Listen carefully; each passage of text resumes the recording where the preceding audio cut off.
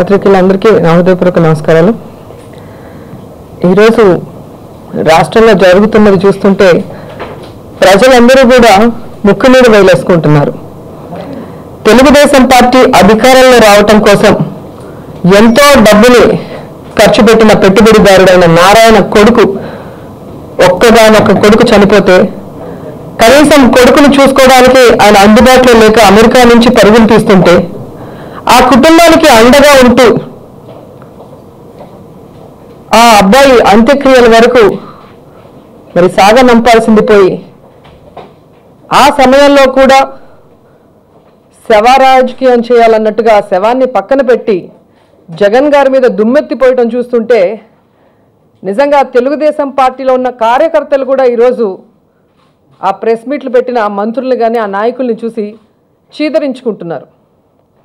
ప్రజల సమస్యల గురించి ఏ రాష్ట్రం నుంచైనా ఎవరైనా కూడా వెళ్ళి ప్రజలకి ఎటువంటి న్యాయం తాను ఇచ్చిన హామీల్ని కూడా నెరవేర్చకుండా అన్ని రకాలుగా రాష్ట్రాన్ని నష్టపరుస్తూ ప్రజల్ని అష్టకష్టాలు పెడుతుంటే మరి ఈ రాష్ట్ర అభివృద్ధి కోసం ఈ రాష్ట్ర ప్రజల సమస్యల్ని దూరం చేయడం కోసం మోడీ గారిని ఒక ప్రతిపక్ష నాయకుడిగా జగన్ గారు కలిస్తే ఈ తెలుగుదేశం పార్టీ నాయకులకి ఎందుకింత ఉలికిపాటని నేను అడుగుతున్నాను. ఆయన ఎందుకు కలిశాడో కూడా నిన్న క్లియర్ కట్గా మీ అందరికీ కూడా ఇవ్వటం జరిగింది. సో ఇవన్నీ ఇచ్చిన తర్వాత కూడా ఈరోజు మీడియాలో వాళ్ళు అలా మాట్లాడుతున్నారు అంటే నాకు ఆశ్చర్యం వేస్తుంది. మరి ముఖ్యంగా ఈనాడు పేపర్లో కేసులు మాఫీ చేసుకోవడానికి మోడీ గారిని కలిసిన జగన్ గారు అని చెప్పి మాట్లాడుతుంటే నిజంగా ఇంత రాజకీయ అనుభవం ఉన్న వాళ్ళు కూడా ఇలాగ మాట్లాడుతున్నారే. కేసులు అనేటివి కోర్టులు చూసుకుంటాయి, ప్రజల సమస్యలు అనేటివి అధికారంలో ఉన్న నాయకులు చూసుకోవాల్సిన పని, ప్రతిపక్ష నాయకులు బాధ్యతగా వాటిని గుర్తు చేయాల్సిన పని. ఈరోజు జగన్ ఏమన్నా చంద్రబాబు నాయుడు అనుకుంటున్నారా చీకట్లో చిదంబరం కాళ్ళు పట్టుకోవడానికి?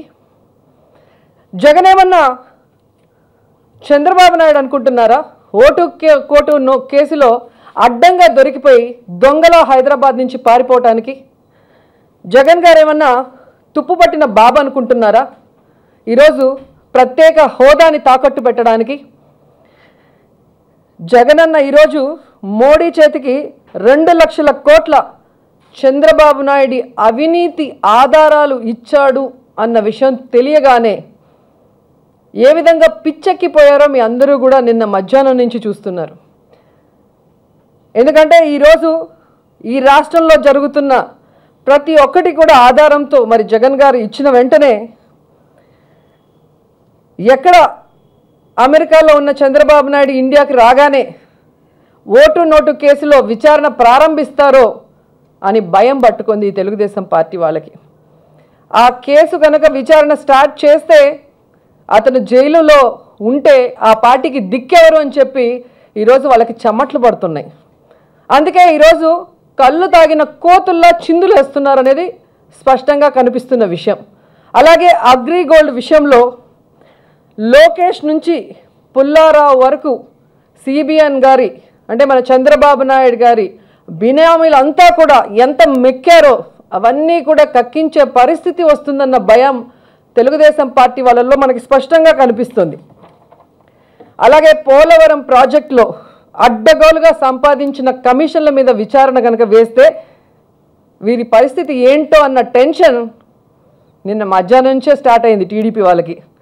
అందుకే ఈరోజు చంద్రబాబు నాయుడు అమెరికాలో అంతటి చల్లని వాతావరణంలో ఉంటున్నా కూడా ఈరోజు పిచ్చెక్కిపోయి ఏం చేయాలో అర్థం కాని పరిస్థితిలో ఇక్కడున్న తన మంత్రుల్ని ఉసిగొలిపి ఇలా మాట్లాడిస్తున్నారు అనటంలో ఎటువంటి సందేహం లేదు. ఎందుకంటే చంద్రబాబు నాయుడు గురించి మీ అందరికీ తెలుసు. ఆయన అవసరాల కోసం రాష్ట్రాల మధ్య కూడా చిచ్చు పెట్టగలిగిన వాడు. ఆ రోజు సెక్షన్ 8 పెడతానని బీరాలు పలికిన వాడు ఈరోజు దొంగతనంగా పారిపోయి ఏ విధంగా బెజవాడ కృష్ణా జిల్లా నది ఒడ్డున అక్రమ కట్టడంలో దాక్కున్నాడో కూడా మనం కళ్ళారా చూసాం. అలాంటి వాడు రాజకీయంగా తనకు దెబ్బ పడిపోతుంది అంటే ఎవరి మీదైనా నిందలు వేయడానికి వెనుకాడడం అన్నది కూడా మనకు తెలిసిన నిజం. ఆ రోజు గుజరాత్లో ముఖ్యమంత్రిగా పనికిరారు అన్న మోడీని తన అవసరం కోసం ఏ విధంగా కాళ్ళు చేతులు పట్టుకొని మరి ఆ పార్టీతో పొత్తు పెట్టుకొని అధికారంలోకి వచ్చాడో మనం చూసాం. అలాగే ఈ రాష్ట్రంలో అడుగు పెడితే ఉరి తీస్తానన్న మోడీతో ఈరోజు ఏ విధమైన ప్రత్యేక హోదా గురించి కానీ విభజన చట్టంలో ఉన్న ఏది కూడా అడగకుండా తన అక్రమాల్ని తన అవినీతిని అడగకుంటే చాలు అన్న విధంగా తప్పించుకొని తిరుగుతున్నాడో మనం చూస్తున్నాం. అలాగే మీరు చూస్తే మోడీ గారి మీద ఈరోజు తెలుగుదేశం పార్టీ వాళ్ళకి చంద్రబాబు నాయుడికి నమ్మకం లేదు అనేది స్పష్టంగా అర్థమవుతుంది. వారికి నమ్మకం లేకపోవడానికి కారణం ఏంటి అనేది వాళ్ళకే తెలియాల్సిన విషయం. ఈరోజు రాష్ట్రపతికి ఉపరాష్ట్రపతికి జగన్ గారు సపోర్ట్ చేస్తున్నారు అనగానే ఎందుకంత ఉలికిపాటు? ఎన్డీఏ ప్రభుత్వంలో జత కలిసి ఉన్నది మీరు ఇంకా సంతోషించాల్సింది పోయి ఈరోజు ఎందుకు సపోర్ట్ చేస్తున్నారు? మోడీతో కలిసిపోయారా, చేతులు కలిపారా అని అడుగుతున్నారు.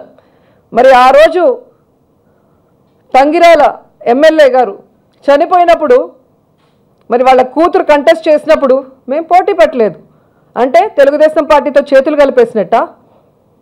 అసెంబ్లీలో ఈ రాష్ట్రం అభివృద్ధి చెందాలంటే ప్రత్యేక హోదా అవసరం అని చెప్పి పోరాడి మీరు ఏకపక్షంగా అంటే అన్ని పక్షాల సపోర్ట్తో మరి పంపించాలి, అసెంబ్లీలో తీర్మానం చేయాలి అన్నప్పుడు మేము 2 సార్లు సపోర్ట్ చేసాం.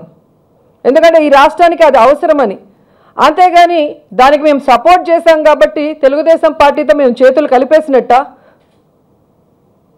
నాకు తెలిసి చంద్రబాబు నాయుడు వారి పార్టీ వాళ్ళు ఎవరినో రాష్ట్రపతి ఉపరాష్ట్రపతి అనుకుంటే బీజేపీ ఒప్పుకోలేదేమో, అందుకేనేమో ఈరోజు జగన్ గారు సపోర్ట్ చేస్తుంటే నేరుగా బీజేపీని తిట్టలేక మా మీద ఈ విధంగా ఆడిపోసుకుంటున్నారని మేము కూడా అనుకుంటున్నాం.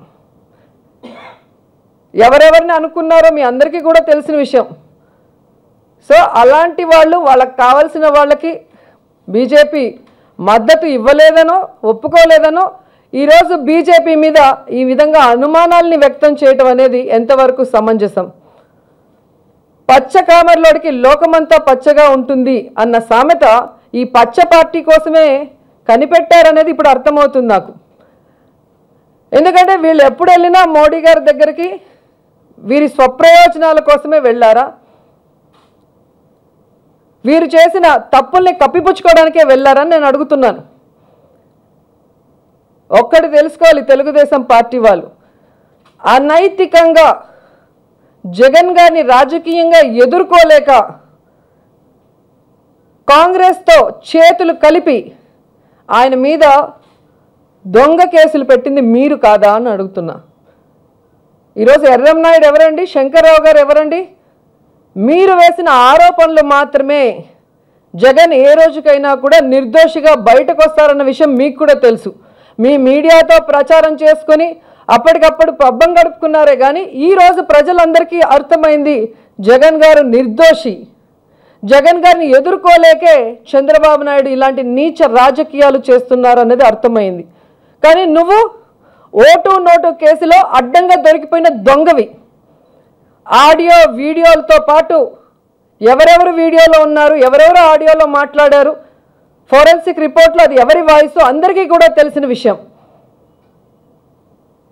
ఈరోజు నీ మీద ఏవైతే ఉన్నాయో ఆ కేసులో ఒక్కదాన్ని మీరు స్టే లేకుండా విచారణ చేయించుకుంటే జీవితకాలం జైల్లో ఉంటారన్న సంగతి మీకు తెలుసు. అలాంటి మీరా జగన్మోహన్ రెడ్డి గారి గురించి మాట్లాడేది?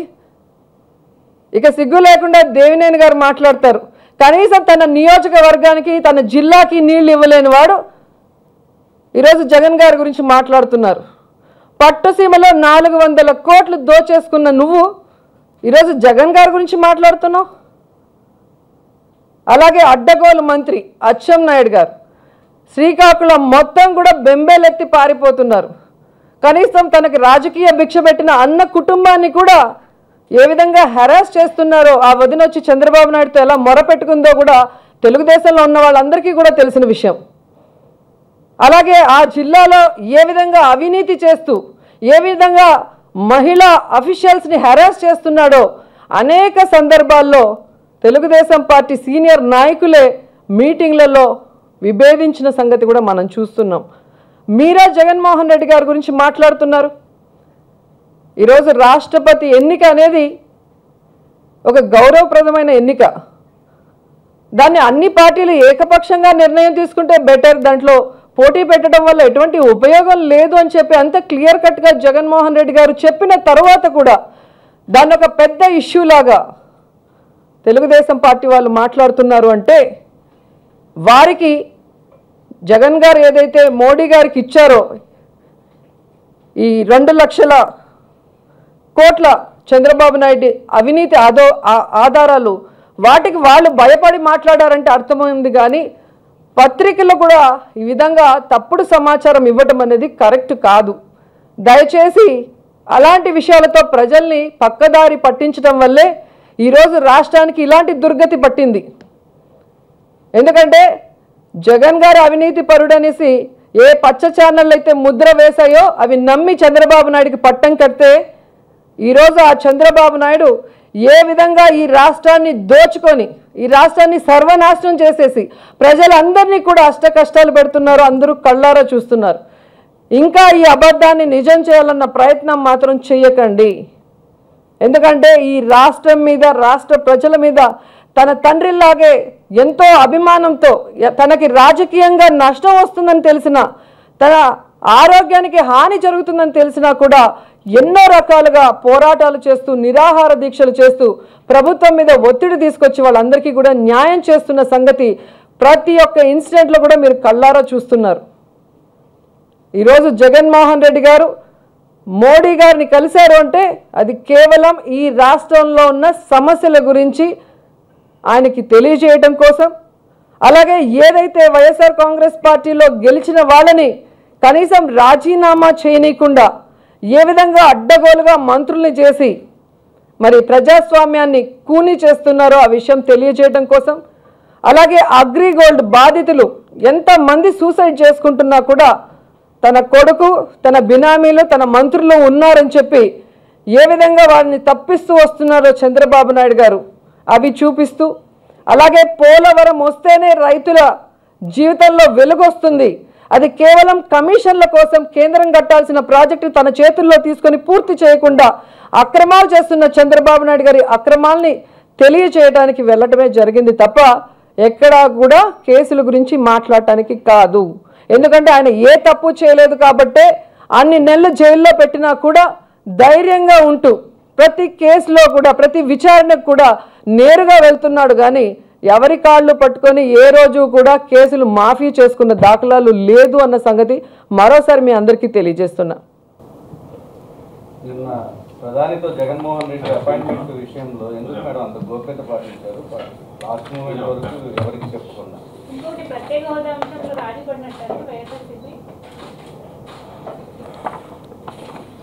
ప్రత్యేక హోదాలో రాజీ పడే ప్రసక్తే లేదు అని చెప్పి జగన్ గారు క్లియర్ కట్గా చెప్పడం జరిగింది. ఎందుకంటే ఈ రాష్ట్రానికి ప్రత్యేక హోదా వస్తేనే ఈ రాష్ట్రం అభివృద్ధి చెందుతుంది, యువతకు ఉద్యోగ అవకాశాలు వస్తాయి. కాబట్టి మొదటి నుంచి కూడా ఈ ప్రత్యేక హోదా కోసం సిన్సియర్గా పోరాడుతుంది జగన్మోహన్ రెడ్డి గారే. నిన్న మోడీ గారిని కలిసిన తర్వాత కూడా ఆ విషయాన్ని స్పష్టంగా చెప్పడం మీ అందరికీ కూడా తెలుసు. ఇలా దొంగ మాటలు చెప్పే అలవాటు జగన్ గారికి లేదు. హోదా ఇవ్వలేదని కేంద్రంతో విభేదించలేం మంత్రి నారా లోకేష్. ఎందుకు విభేదించలేరు? విభేదించిన మరుక్షణం ఓటు నోటు కేసులో మీ నాన్న జైల్లో ఉంటాడు, మీ పార్టీ కూలిపోతుందనా? అంటే రాష్ట్రం గురించి మీకు అవసరం లేదు, రాష్ట్రంలో ఉన్న యువత గురించి మీకు అవసరం లేదు, రాష్ట్ర అభివృద్ధి గురించి మీకు అవసరం లేదు. మీకు అవసరమంతా మీరు అధికారంలో ఉండాలి, మీరు దోచుకోవాలి. ఎందుకు మేడం అంత సీక్రెట్ చేశారు? ప్రధాని అపాయింట్మెంట్ సాయంత్రం మీకు అయినా కూడా గతంలో కూడా చాలాసార్లు అపాయింట్మెంట్ అడగటం జరిగింది ప్రత్యేక హోదా విషయంలో. మరి అప్పుడు బిజీగా ఉండటం వల్ల మోడీ గారు ఇవ్వటం కుదరలేదు. మరి ఈరోజు ఆయన అపాయింట్మెంట్ ఆఫీస్ నుంచి ఓకే అయిందని చెప్పగానే బయలుదేరటం జరిగింది. కానీ దీంట్లో గోప్యతగా ఉంచాల్సింది ఏదీ లేదు. గోప్యంగా వెళ్ళి ఆయన కలిసింది లేదు, గోప్యంగా మాట్లాడింది లేదు. అందరికీ తెలిసేలాగే కలిశారు, అందరికీ తెలిసేలాగే మాట్లాడారు.